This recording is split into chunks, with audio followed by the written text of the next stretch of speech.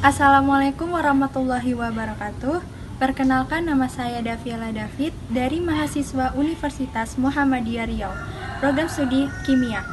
Di sini saya akan menjelaskan tentang teori biogenesis. Berikut ini penjelasannya. Teori biogenesis. Biogenesis berasal dari kata bio yang artinya makhluk hidup dan genesis yang artinya pembentukan. Jadi, teori biogenesis adalah teori yang menjelaskan bahwa makhluk hidup berasal dari makhluk hidup lainnya. Tokoh pertama yang mendukung teori biogenesis adalah Francisco Redi. Dalam eksperimennya, Francisco Redi menggunakan karatan daging. Mari kita coba lihat di gambar paling atas. Ada 3 variasi perlakuan yang dilakukan oleh Francisco Redi. Perlakuan yang pertama, karatan daging dimasukkan ke dalam botol dan didiamkan sebentar. Dan akhirnya, kita bisa lihat ada seekor lalat yang tumbuh di dalam botol tersebut.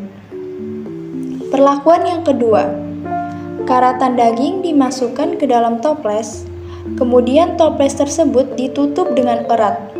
Setelah beberapa hari, karatan daging tersebut tidak menunjukkan adanya seekor lalat.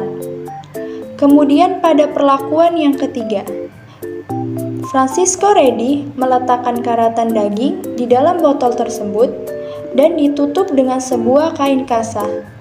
Dan hasilnya, di kain kasa tersebut tertinggal sebuah telur dan larva dari seekor lalat. Jadi, dari penelitian Francisco Redi menyimpulkan bahwa lalat, belatung, larva, dan telur bukan berasal dari udara, tetapi berasal dari lalat yang menghinggapi daging tersebut.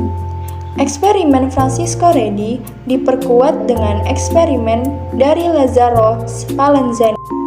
Lazzaro Spallanzani mencoba menumbangkan eksperimen yang dilakukan oleh John Needham. Ada 2 variasi perlakuan yang dilakukan oleh Lazzaro Spallanzani. Perlakuan yang pertama, Lazzaro Spallanzani mendidihkan kaldu di dalam labu tersebut. Kemudian, labu itu dibiarkan terbuka, dan akhirnya ada mikroorganisme di dalamnya. Kemudian perlakuan yang kedua, Lazzaro Spallanzani memanaskan kaldu di dalam labu tersebut. Lalu, labu itu ditutup. Setelah beberapa hari, di dalam kaldu itu tidak tumbuh mikroorganisme. Kemudian, labu itu dibuka dan ditemukan pertumbuhan mikroorganisme di dalam labu tersebut. Hasil dari eksperimen Francisco Redi dan Lazzaro Spallanzani dianggap belum mampu untuk membuktikan teori biogenesis, sehingga muncullah tokoh ketiga yang bernama Louis Pasteur. Louis Pasteur melakukan modifikasi dari penelitian dengan menggunakan labu berleher angsa. Pada penelitiannya, Louis Pasteur memanaskan kaldu di dalam air, dan setelahnya didiamkan. Kemudian setelah diamati, tidak ada pertumbuhan mikroorganisme di dalamnya. Pada variasi perlakuan yang kedua, setelah kaldu dididihkan di dalam labu leher angsa, lalu leher angsanya dicopot. Setelah dibiarkan beberapa saat, di dalam kaldu itu tumbuhlah mikroorganisme.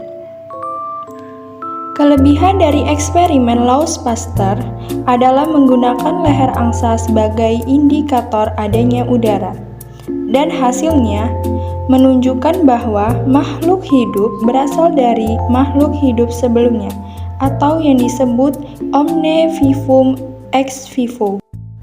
Dari ketiga eksperimen yang dilakukan oleh ketiga tokoh tersebut, dapat kita simpulkan bahwa penelitian Louis Pasteur yang berhasil membuktikan teori biogenesis. Dari hasil percobaannya, Pasteur mengajukan teori baru tentang asal-usul kehidupan.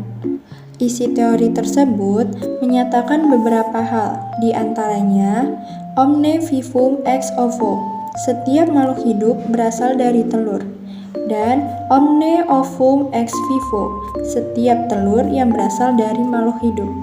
Sehingga secara umum para penganut aliran biogenesis berpendapat bahwa semua kehidupan berasal dari kehidupan sebelumnya atau yang disebut omne vivum ex vivo.